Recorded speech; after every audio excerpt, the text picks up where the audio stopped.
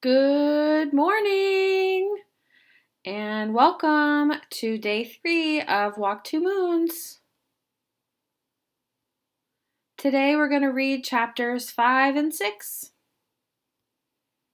Let's look at our vocabulary words for this chunk. The first word is respect. Respect is a noun and verb. We see the re at the start of this word, but it's actually not a prefix. The word means being thought of highly. You respect people who are truthful and kind. We can add verb suffixes without spelling change. Respected, respecting. Respectable is the adjective form. Let's take a look at the syllables in respect. First, I'm going to find the vowels. I see E, and I see E again. Think about where the break is in respect. Let's see. The first syllable, re, E, let's see what kind of syllable that is. This one is open. You hear that E sound. Respect, ect. Let's look and see what kind of syllable this is. This is a closed syllable. Eh, eh. That E does not say it's named. It is closed. Next we have impress. Impress is a verb that means to make a strong positive impact on someone. You impress me when your interpretations of stories include figurative meanings. We can add verb suffixes without spelling change. Impressed, impressing. The noun form is impression. Let's look at the syllables in impress.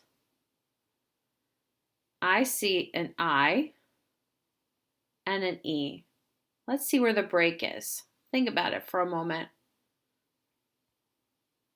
There. The first syllable is a closed syllable. Eh, eh.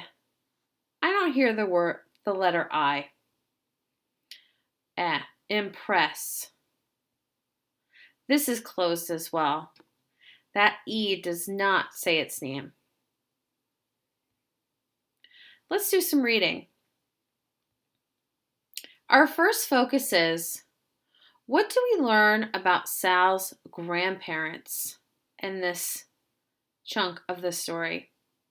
As I said earlier, we're going to be reading chapters 5 and 6. Let's go. Chapter 5. A damsel in distress. At this point in my story, Phoebe, Graham said, I knew somebody like Peeby once. Phoebe, I said. Yes, that's right. I knew someone just like Peeby. Only her name was Gloria. Gloria lived in the wildest, most pepped-up world. A scary one, but oh, scads more exciting than my own. Gramps said, Gloria? Is she the one who told you not to marry me? Is she the one who said I would be your ruination? Shush, Graham said. Gloria was right about that at least. She elbowed Gramps. Besides, Gloria only said that because she wanted you for herself. Gol dang, Gramps said, pulling into a rest stop along the Ohio Turnpike. I'm tired. I did not want to stop. Rush, rush, rush, whispered the wind. The sky, the clouds, the trees. Rush, rush, rush. If all he wanted to do was take rest, that seemed a safe enough and quick enough thing for him to do. My grandparents can get into trouble as easily as a fly can land on a watermelon. 2 years ago, when they drove to Washington, D.C., they were arrested for stealing the back tires off a senator's car. We had 2 flat, Spunkle tires, my grandfather explained. We were only borrowing the senator's tires. We were going to return them.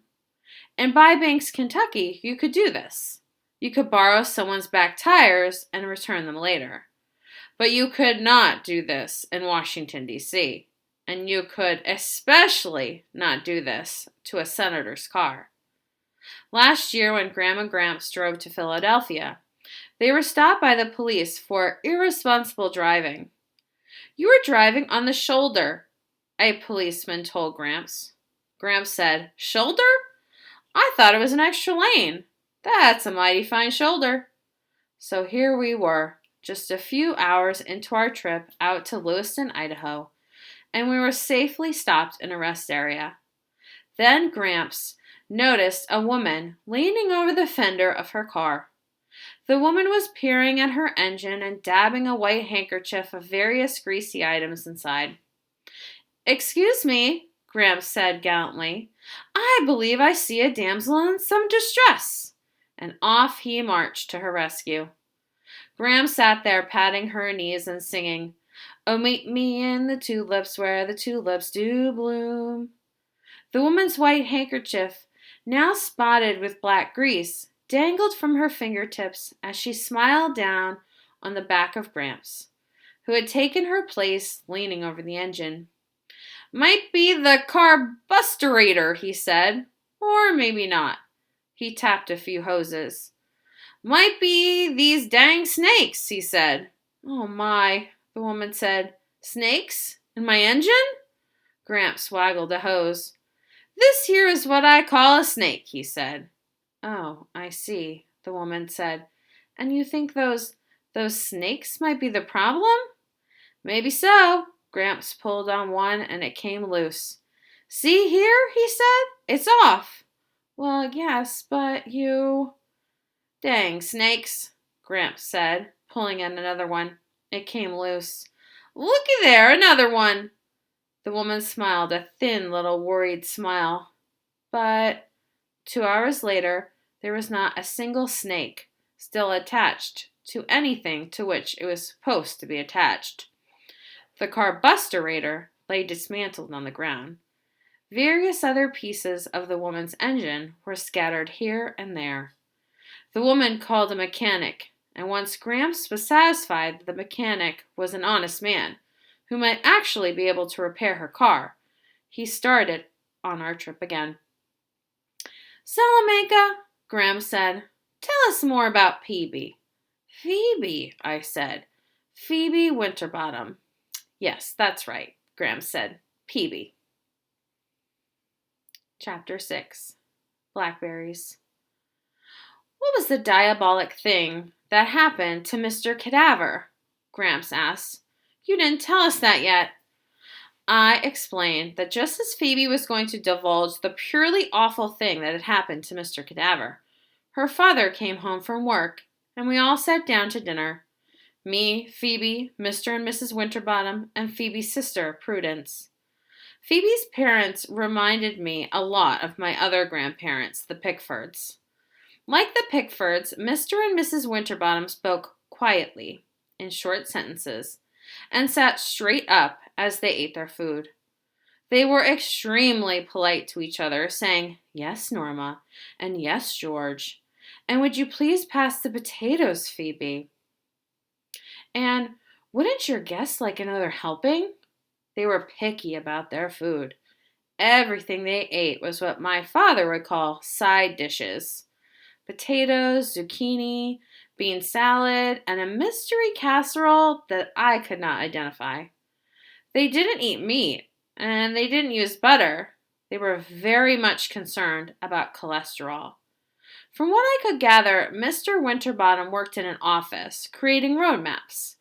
Mrs. Winterbottom baked and cleaned and did laundry and grocery shopping. I had a funny feeling that Mrs. Winterbottom did not actually like all this baking and cleaning and laundry and shopping. And I'm not quite sure why I had that feeling, because if you just listened to the words she said, it sounded as if she was Mrs. Supreme Housewife. For example, at one point, Mrs. Winterbottom said, I believe I've made more pies in the past week than I can count. She said this in a cheery voice, but afterward, in the small silence, when no one commented on her pies, she gave a soft sigh and looked down at her plate. I thought it was odd that she baked all those pies when she seemed so concerned about cholesterol. A little later, she said, I couldn't find exactly that brand of muesli you like so much, George, but I bought something similar. Mr. Winterbottom kept eating, and again, in that silence, Mrs. Winterbottom sighed and examined her plate. I was happy for her when she announced that since Phoebe and Prudence were back in school, she thought she would return to work. Apparently, during the school terms, she worked part-time at Rocky's Rubber as a receptionist. When no one commented on her going back to work, she sighed again and poked her potatoes. A few times Mrs. Winterbottom called her husband Sweetie Pie and Honey Bun. She said, Would you like more zucchini, Sweetie Pie? And did I make enough potatoes, Honey Bun? For some reason that surprised me, those little names she used. She was dressed in a plain brown skirt and white blouse. On her feet were sensible, wide, flat shoes. She did not wear makeup, even though she had a pleasant, round face and long, curly yellow hair. The main impression I got was that she was used to being plain and ordinary, that she was not supposed to do anything too shocking. And Mr. Winterbottom was playing the role of father with a capital F. He sat at the head of the table with his white shirt cuffs rolled back neatly. He still wore his red and blue striped tie. His expression was serious, his voice was deep, and his words were clear. Yes, Norma, he said, clearly and deeply. No, Norma. He looked more like 52 than 38, but this was not something I would ever call to his or Phoebe's attention. Phoebe's sister Prudence was 17 years old, but she acted like her mother. She ate primly, she nodded politely, she smiled after everything she said. It all seemed peculiar. They acted so thumpingly tidy and respectable. After dinner, Phoebe walked me home. She said, You wouldn't think it to look at her, but Mrs. Cadaver is as strong as an ox. Phoebe looked behind her, as if she expected someone to be following us. I have seen her chop down trees and lug the remains clear across her backyard. Do you know what I think? I think maybe she killed Mr. Cadaver and chopped him up and buried him in the backyard. Phoebe, I said. Well, I'm just telling you what I think. That's all. That night, as I lie in bed, I thought about Mrs. Cadaver, and I wanted to believe she was capable of killing her husband and chopping him into pieces and burying him in the backyard.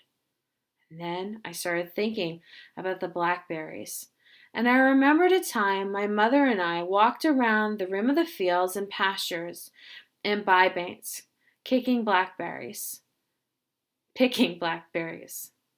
We did not pick from the bottom of the vine or from the top. The ones at the bottom were for the rabbits, my mother said, and the ones at the top were for the birds. The ones at people height were for people. Lying in bed, remembering those blackberries made me think of something else too. It was something that happened a couple years ago, on a morning when my mother slept late. It was that time she was pregnant. My father had already eaten breakfast, and she was in the fields. On the table, my father had left a single flower in each of 2 juice glasses, a black-eyed Susan in front of my place, and a white petunia in front of my mother's. When my mother came into the kitchen that day, she said, Glory! She bent her face forward toward each flower. Let's go find him. We climbed the hill to the barn, crawled between the fence wires, and crossed the field. My father was standing in the far end of the field, his back to us, hands on his hips, looking at a section of fence. My father slowed down when he saw My mother slowed down when she saw him. I was right behind her. It looked as if she wanted to creep up and surprise him. So I was quiet too and cautious in my steps. I could hardly keep from giggling. It seemed so daring to be sneaking up on my father, and I was sure my mother was going to throw her arms around him and kiss him and hug him and tell him how much she loved the flower on the kitchen table. My mother always loved anything that normally grows or lives out of doors. Anything. Lizards, trees, cows, caterpillars, birds, flowers, crickets, toads, ants, pigs. Just before we reached my father, he turned around. This startled my mother and threw her off guard. She stopped. "Sugar?" he said. My mother opened her mouth, and I was thinking, "Come on, throw your arms around him, tell him." But before she could speak, my father pointed to the fence and said, "Look at that, a morning's work." He indicated a new length of wire strung between two new posts. There was sweat on his face and arms. And then I saw my mother was crying. My father saw it too. "What?" he said. "Oh, you're too good, John," she said. "You're too good. All you Hiddles are too good. I'll never be so good. I'll never be able to think of all the things." My father looked down at me. "The flowers," I said. Oh. He put his sweaty arms around her, but she was still crying, and it wasn't what I had imagined it to be. It was all sad instead of happy. The next morning, when I went into the kitchen, my father was standing behind the table looking at two small dishes of blackberries, still shiny and wet with dew. One dish at his place and one at mine. "Thanks," I said. "No, it wasn't me," he said. "It was your mother." Just then, she came in from the back porch. My father put his arms around her and they smooched, and it was all tremendously romantic. And I started to turn away, but my mother caught my arm. She pulled me to her and said to me, though it was meant for my father, I think, "See, I'm almost as good as your father." She said it in a shy way, laughing a little. I felt betrayed, but I didn't know why. It is surprising all the things you remember just by eating a blackberry pie. So before we end for today, I want to go back to this part because the story is going back and forth in time. So I'm going to stop here to summarize. I'm going to pick out only details that are about Sal's parents. We know that Sal's father loved her mother very much, and that Sal's mother also loved Sal's father. We can tell by the gestures that they do for each other, such as leaving the flowers and the blackberries, and the way they speak to one another. Think about how that carries forward into further chapters. Thanks for listening. I'll see you soon.